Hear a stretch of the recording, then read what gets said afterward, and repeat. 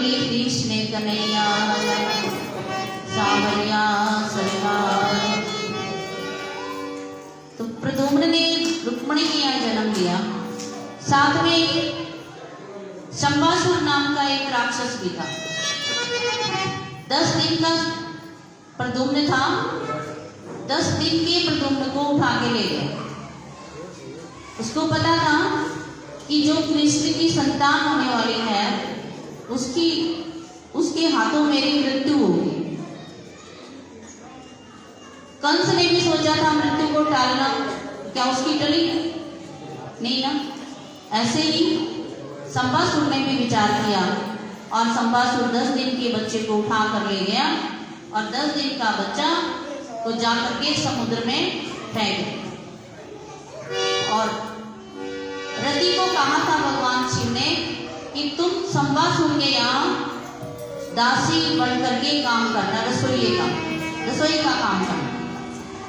और मायावती तुम्हारा वहां नाम हो, तो उसका नाम मायावती था। वो शंबासुर की रसोई में काम करते थे।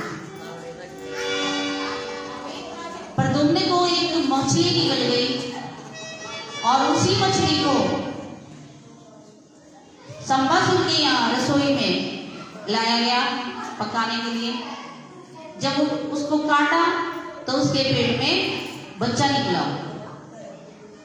उस बच्चे को पा करके सभी खुश हो गए। बहुत ही सुंदर बच्चा था। इतना सुंदर तो होना ही नहीं, धरती पर तो कोई था नहीं। इतना सुंदर बच्चा देख करके राजा का मन में क्या हो गया, लालायित हो गया। उसके कोई संतान नहीं और उसने मायावती को कहा कि तुम इसका लालन पालन करो, ये मेरा ही पुत्र समझो, मैं इसको अपने ही यहाँ रखूंगा। और मायावती को ये पता था कि ये कौन है। उसने खूब अच्छी तरह से पालन पोषण किया।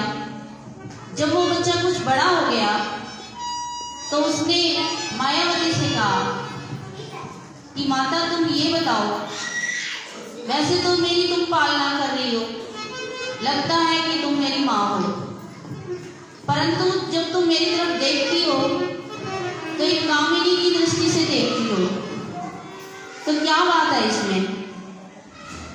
तो प्रद्युम्न जी को मायावती ने बताया कि सारी कहानी क्या है। आप मेरे पति हो, मैं आपकी पत्नी हूँ और तुम्हारा जन्म कहाँ हुआ है, कैसे आए हो, ये मुझे पता नहीं, लेकिन मेरे को तो यही कहा गया था कि तुम्हारा पति तुम्हें वहां मिलेगा। मैंने तो आपको पहचान लिया था।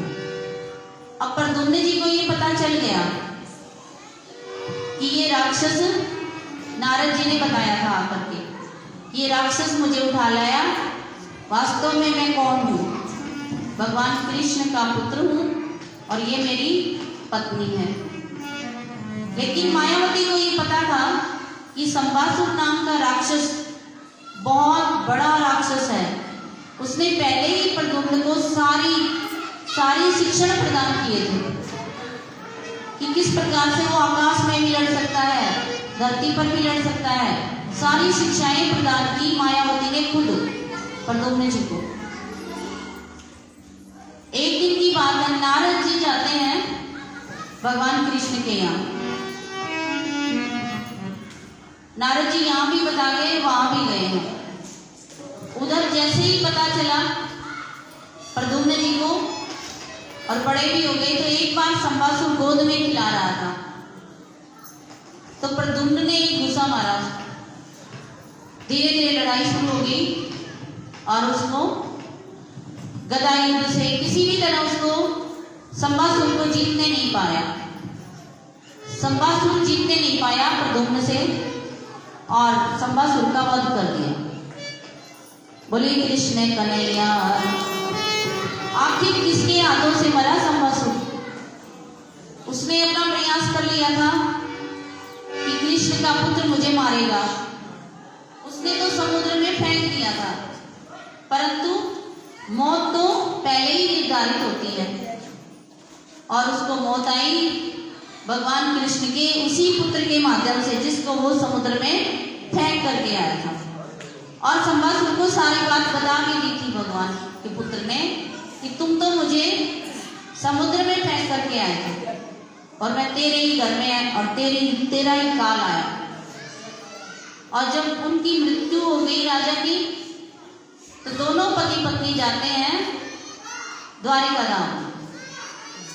भगवान कृष्ण को तो पहले ही पता था।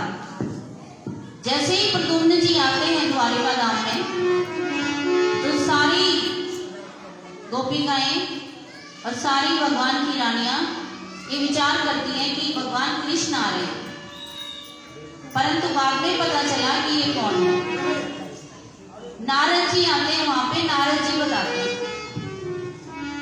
और रुक्मिणी के मन में तो पहले ही विचार आ गया था कि मेरी संतानों में से एक संतान 10 दिन की कोई उठा ले गया था, चुरा ले गया था, उसको हो ना हो मेरी यही संतान है।